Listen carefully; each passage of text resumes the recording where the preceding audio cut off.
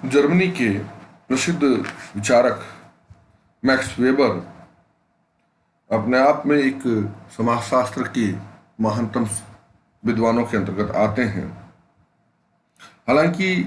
अपने जीवन काल में उनको इतनी प्रसिद्धि प्राप्त नहीं हुई थी, लेकिन उनकी मृत्यु के पश्चात उनके शिष्यों के द्वारा उनके कार्यों को दुनिया के सामने जब लाया गया, या इस प्रकार से जब उनके सामने दुनिया के सामने उनकी रचनाएं और सारी चीज़ें जब साहित्य इत्यादि आए, तो निश्चित तौर पर उनका जो है बहुत ज़्यादा उनको प्रसिद्धि मिली। और अपने आप में मैक्स वेबर ने बहुत से ऐसे नए पद्धतियों, नए सिद्धांतों को जन्म दिया, नए इस प्रकार से बहुत ज़्यादा समाजशास्त्र के अंतर्गत उन्होंने अपने सिद्धांतों को, महत्वपूर्ण सिद्धांतों को बताया है। इन्हीं विभिन्न सिद्धांतों में या इन्हीं विभिन्न प्रकार के अध्ययनों में मैक्स वेबर का एक बहुत बड़ा जो अध्ययन जो माना जाता है, या उनकी बहुत बड़ी जो एक विरासत मानी जाती है, वह है धर्म का समाजशास्त्र। मैक्स वेबर जो है वो धर्म के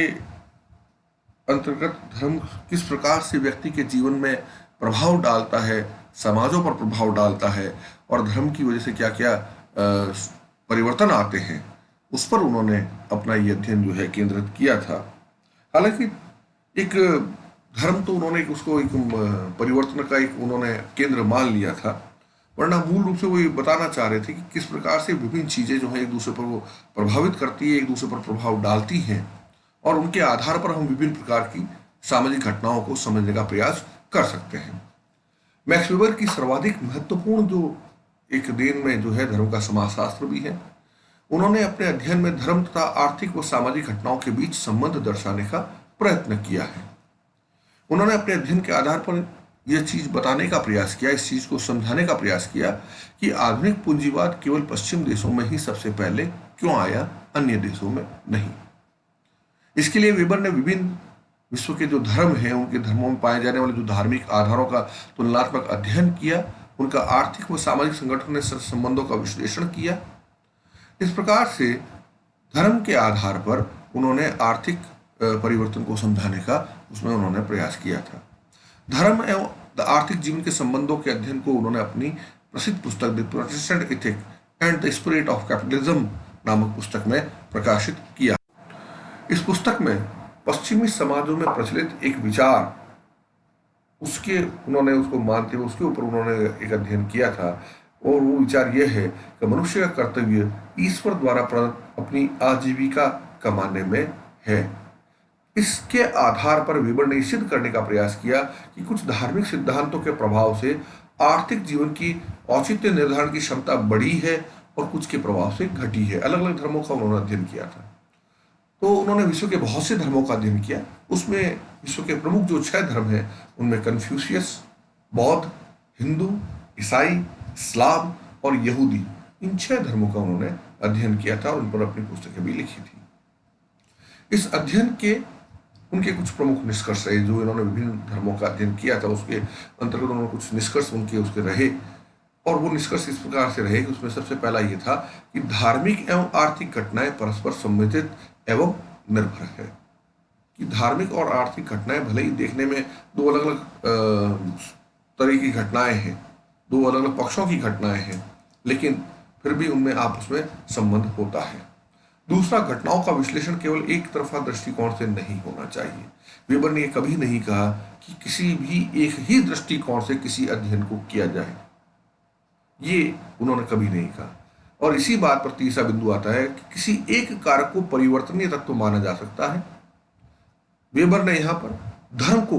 कारण मान लिया, हम कहीं पर किसी अन्य कारण को भी मान सकते हैं। वेबर कहते हैं किसी भी, चूंकि घटनाओं का विश्लेषण केवल एक दृष्टिकोण से नहीं होना चाहिए, तो किसी भी एक कारक को आप परिवर्तनीय तत्व मानकर उसको मूल में रखकर उसके आधार पर अध्ययन को जो है सामाजिक घटनाएं या सामाजिक क्रियाओं का अध्ययन कर सकते हैं। और चौथा है, हमेशा आदर्श प्रारूप के आधार पर अध्ययन करना चाहिए। वो आदर्श प्रारूप या आइडल टाइप जो वेबर ने कहा, यानी कि किसी भी समाज में वही बात है कि किसी भी समाज में जो काम करने का आपको सामान्य तौर पर तरीका देखने को मिलता है, अधिकांश समाज के लोग जिसको अपनाते हैं, उसको ही, उस काम करने के तरीके को या उस चीज को ही वेबर जो है आदर्श प्रारूप या आइडल टाइप के रूप में उन्होंने उसको माना है। और उसके आधार पर जो है, उसको आदर्श प्रारूप के आधार पर ही हमें समाजशास्त्र में अध्ययन की उन्होंने बात की, उसको अध्ययन करना चाहिए। अपने इस अध्ययन के आधार पर वेबर ये प्रकट करना चाहते थे, उन्होंने ये प्रकट किया कि केवल प्रोटेस्टेंट धर्म में ही कुछ ऐसे आर्थिक आचार पाए जाते हैं जिन्होंने आधुनिक पूंजीवाद को जन्म दिया, यद्यपि इसके लिए अन्य कारक भी उत्तरदायी रहे हैं। वेबर ने बहुत स्पष्ट तौर पर कहा कि केवल प्रोटेस्टेंट धर्म की वजह से ही पश्चिमी समाजों में पूंजीवाद नहीं आया, उसके और भी बहुत से कारण रहे, लेकिन एक कारण ये प्रोटेस्टेंट धर्म भी रहा। उत्तरदायी वेबर ने कहते हैं कि यूरोप में जब रोमन कैथोलिक धर्म प्रचलित था, क्योंकि ईसाई धर्म के दो मतावलंबी हैं, एक कैथोलिक को मानने वाले, दूसरे प्रोटेस्टेंट धर्म मत को मानने वाले। कैथोलिक वो है जो परंपरागत जो बाइबल में बातें लिखी उसको मानते हैं, बाइबल के प्रोटेस्टेंट वाले भी मानते हैं, लेकिन वो एक नए रूप से उसको कुछ अलग रूप में स्वीकार करते हुए उसको उस तरह से मानते हैं। और प्रोटेस्ट यानी कि विरोध के स्वरूप में जो चीज आई थी उसी को प्रोटेस्टेंट बाद में प्रोटेस्टेंट मतावलंबी या संप्रदाय मान लिया गया। तो जब रोमन कैथोलिक धर्म प्रचलित था, वेबर कहते हैं उसको पूंजीवाद नहीं बन पा, किंतु धार्मिक सुधार आने पश्चात जब प्रोटेस्टेंट धर्म का उदय हुआ तो आधुनिक पूंजीवाद का भी उदय हुआ। हालांकि ये एकमात्र कारण नहीं था, वेबर ने कहीं नहीं कहा कि वो एकमात्र कारण था। अब प्रोटेस्टेंट धर्म में ऐसी क्या विशेषता रही, या प्रोटेस्टेंट धर्म की ऐसी कौन सी मूल बातें थी जिसको उन्होंने आधार माना कि इसकी वजह से वहां पर पश्चिमी समाजों में जहां पर प्रोटेस्टेंट धर्म के मतावली थे वहां पर इस पूंजीवाद की विकास जो है, उसका आगमन जो है पहले हुआ। उसमें सबसे पहली जो बात की गई वो ये कहा गया कि प्रोटेस्टेंट धर्म जो है उसमें कर्म को ही या कार्य को ही पूजा माना गया है, क्योंकि कैथोलिक धर्म में परिश्रम करना या परिश्रम करके पैसा कमाना एक प्रकार का दंड माना गया था। कैथोलिक धर्म में एक गाथा प्रचलित थी कि आदम और ईव जो थे वो जब स्वर्ग में थे तो ईश्वर ने कभी एक बार उनको कहा कि इस पेड़ का फल जो है उसको खाने से मना किया, लेकिन उस फल को खाने की जो है इच्छा जो है उसमें हो गई,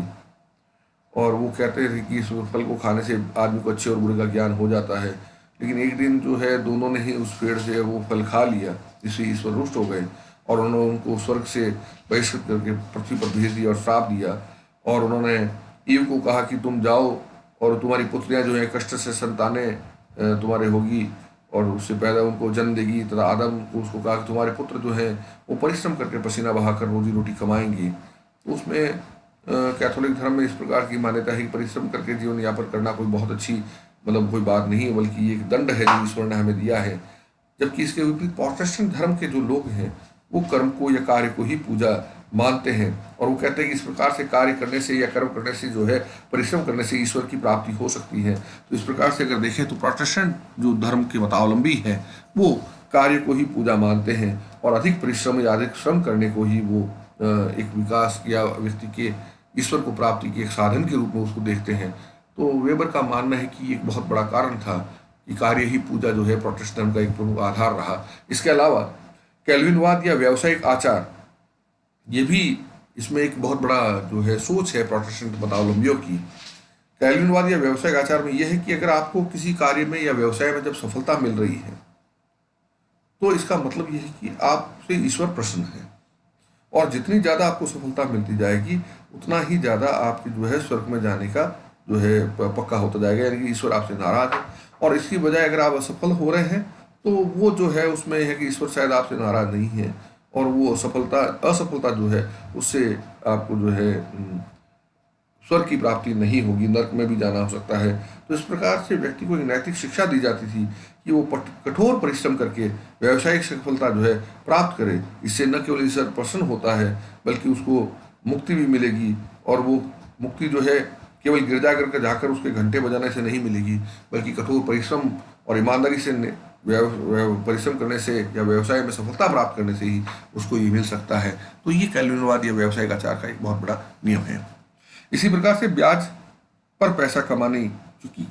अधिकांश धर्मों की तरह कैथोलिक धर्म में भी जो है ब्याज पर पैसा लेना जो है बहुत बुरा माना जाता है, और यहाँ तक कहा गया कि एक धनी व्यक्ति जो है वो एक ऊंट जो है वो सुई के छेद से निकल सकता है, लेकिन धनी व्यक्ति जो है स्वर्ग नहीं जा सकता है। इस प्रकार की जो सोच होती है वो कैथोलिक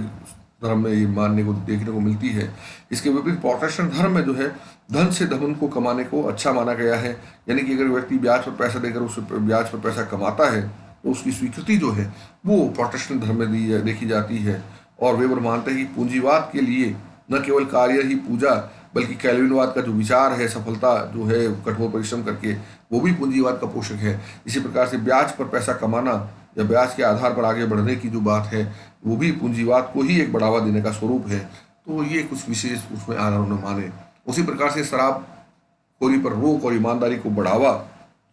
ये भी अपने आप में जो है प्रोटेस्टेंट धर्म में जो है शराब को पीने को बहुत बुरा माना गया था, अनुचित माना गया था, और ईमानदारी से कार्य करने को उचित माना गया था। हालांकि शराब पीने की बात तो किसी धर्म में नहीं की जाती है, लेकिन इसी प्रकार से प्रोटेस्टेंट धर्म में भी जो है शराबखोरी पर रोक और ईमानदारी को बढ़ावा देने की बात जो है इसमें मिलती है। और सबसे बड़ी बात जो है वो है अवकाश पर रोक, यानी कि प्रोटेस्टेंट धर्म में अकारण अधिक समय तक अपने काम से छुट्टी लेने को भी अनुचित माना गया है।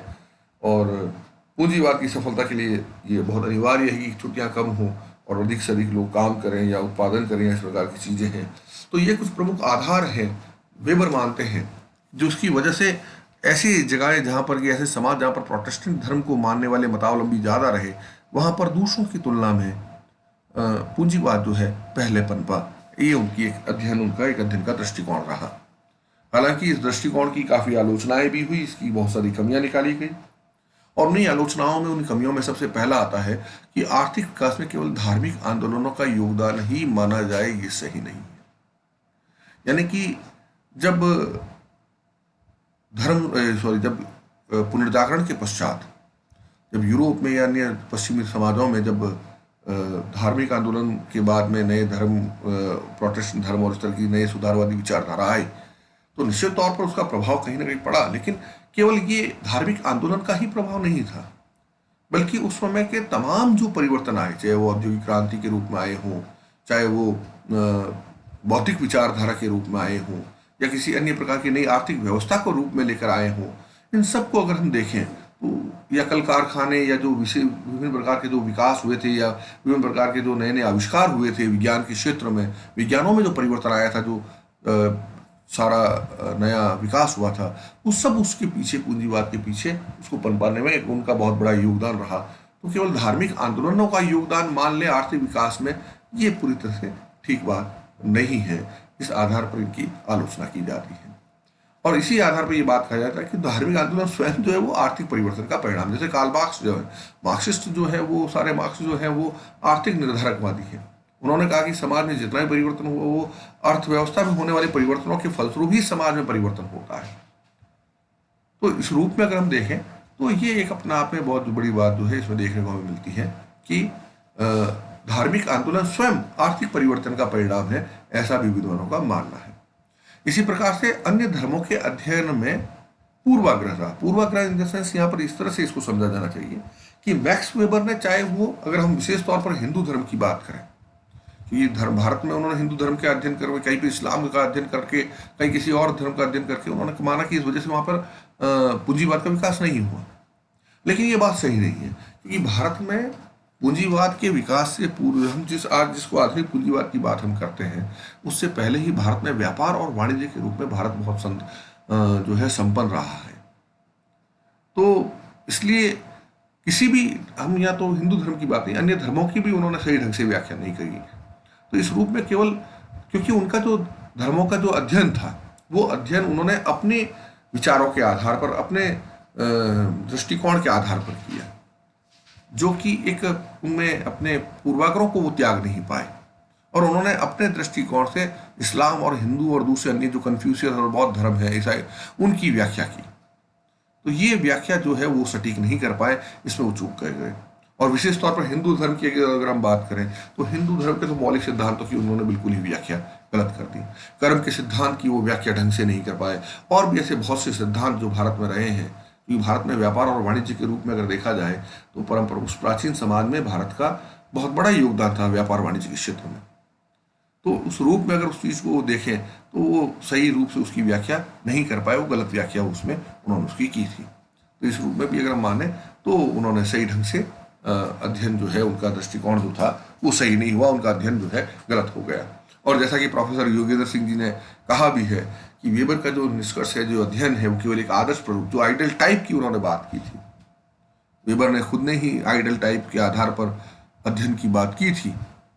तो वो जो आइडल टाइप है, ये केवल उनका अध्ययन जो है, मैक्स वेबर का पूंजीवाद, धर्म से पूंजीवाद की जो विकास की बात की है, वो एक आइडल टाइप के रूप में ही हमें देखने को मिलती है। तो इस रूप में अगर हम देखें तो मैक्स वेबर का जो अध्ययन है, धर्म के आधार पर पूंजीवाद की विकास की जो बात उन्होंने की, विशेषकर प्रोटेस्टेंट मतावलंबी जहाँ पर थे वहाँ पर पूंजीवाद का विकास हुआ और अन्य में नहीं हो पाया। हालांकि यहाँ पर एक बात बहुत स्पष्ट तौर पर समझ लेनी चाहिए कि वेबर ने कभी भी ये नहीं कहा कि केवल उस प्रोटेस्टेंट धर्म की वजह से ही या उस मतावलंबी की वजह से ही उन जगहों पर, पश्चिमी समाजों में या उन समाजों में पूंजीवाद का विकास हुआ है। उन्होंने पहले ही ये बात कर दी थी कि और भी बहुत से कारण होते हैं, उन सभी दृष्टि से, इसलिए केवल एक दृष्टिकोण से किसी भी घटना को समझना सही नहीं होगा, लेकिन उनमें से किसी एक घटना, किसी एक कारण को परिवर्तनीय तत्व मानते हुए,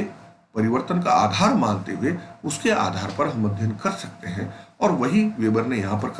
करने का प्रयास किया था, एक अध्ययन पद्धति उस आदर्श प्रारूप में देने का उन्होंने प्रयास किया था, जो कि योगेंद्र सिंह जी ने कही भी है। तो इस रूप में अगर हम उसको देखें तो वेबर के धर्म का जो समाजशास्त्र है, उसकी बहुत महत्वता जो है, उसको हम नकार नहीं